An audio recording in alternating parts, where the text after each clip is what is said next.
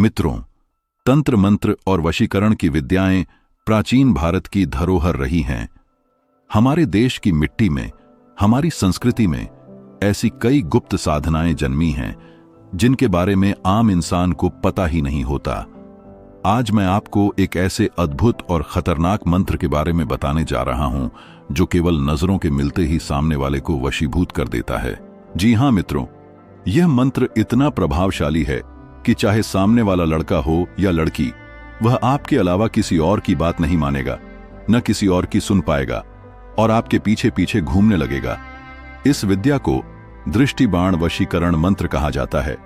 दृष्टि बाण यानी नजर का तीर। जैसे धनुष से छोड़ा हुआ तीर सीधा लक्ष्य को भेद देता है, वैसे ही यह मंत्र आपकी नजरों से निकलकर सामने वाले के हृदय और मस्तिष्क पर सीधा असर डालता है। मित्रों, यह कोई साधारण क्रिया नहीं है। प्राचीन काल में बंगाल के तांत्रिक इस मंत्र का प्रयोग करते थे। केवल बंगाल ही नहीं, बल्कि भारत के अलग अलग हिस्सों में गुप्त विद्यालयों और तांत्रिक आश्रमों में ऐसी विद्या सिखाई जाती थी। लेकिन समय के साथ साथ लालच, भय और सामाजिक बदलावों के कारण ये विद्याएं धीरे धीरे लुप्त हो गईं। आजकल ऐसे विद्यालय लगभग नहीं के बराबर रह गए हैं। इसीलिए आज जब भी कोई ऐसी गुप्त साधना सुनता है तो वह उसे अविश्वसनीय समझता है। लेकिन मित्रों, यह सत्य है कि तंत्र शास्त्र में ऐसे रहस्य मौजूद हैं जिन्हें जान लेने के बाद इंसान को विश्वास करना ही पड़ता है। विधि का महत्व। अब आइए जानते हैं इस मंत्र की विधि।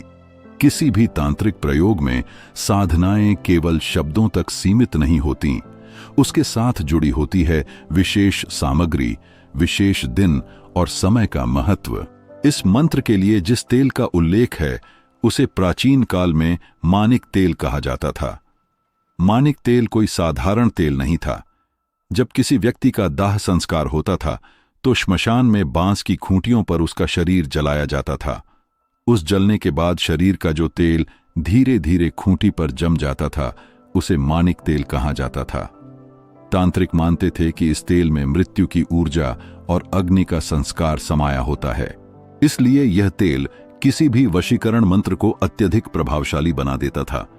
लेकिन मित्रों, आज के समय में मानिक तेल प्राप्त करना लगभग असंभव है। इसलिए इसके स्थान पर सरसों का तेल उपयोग में लिया जाता है। और यह कोई साधारण चुनाव नहीं है। सरसों का तेल भी अपने आप में शक्ति का प्रतीक है। भारत में इसे शुभ कार्यों, यज्ञ और पूजा में भी प्रयोग किया जाता है। सरसों का तेल लेने की विधि। सरसों का तेल लेना भी एक विशेष नियम से जुड़ा है। यह तेल आपको शनिवार या मंगलवार को ही खरीदना होगा। ये दोनों दिन तंत्र शास्त्र में मंगल और शनि ग्रह से संबंधित हैं, जो वशीकरण और तांत्रिक साधना के लिए अत्यंत उपयुक्त माने जाते हैं। अब ध्यान दीजिए, आपको जिस दुकान से तेल खरीदना है उस दुकान का दरवाजा उत्तर दिशा की ओर खुला होना चाहिए, क्योंकि उत्तर दिशा धन, सिद्धि और शक्ति की दिशा मानी गई है। इस दिशा से ली गई वस्तुएं साधक को विशेष ऊर्जा प्रदान करती है। तेल खरीदते समय यह भी ध्यान रखें कि आप उस दिन के पहले ग्राहक हों। इसे तांत्रिक भाषा में प्रथम बोनी कहा जाता है। प्रथम बोनी का महत्व यह है कि जो वस्तु सबसे पहले खरीदी जाती है उसमें उस दिन का संपूर्ण शुभ फल समाहित होता है। तेल खरीदते समय मोल भाव बिल्कुल न करें। दुकानदार जो मूल्य बताए उसे उसी समय देकर चुपचाप तेल लेकर घर आ जाएं। इस प्रक्रिया से तेल शुद्ध और शक्तिशाली माना जाएगा। प्रयोग करने की विधि। जब भी आपको इस मंत्र का प्रयोग करना हो, थोड़ा सा तेल अपनी हथेली में लें। अब उस पर इस मंत्र का उच्चारण करें। मंत्र को 3 बार बोलें और हर बार के बाद तेल पर एक फूंक मारें। इसके बाद उस तेल को अपने बालों, चेहरे और हथेली पर हल्के से लगा लें।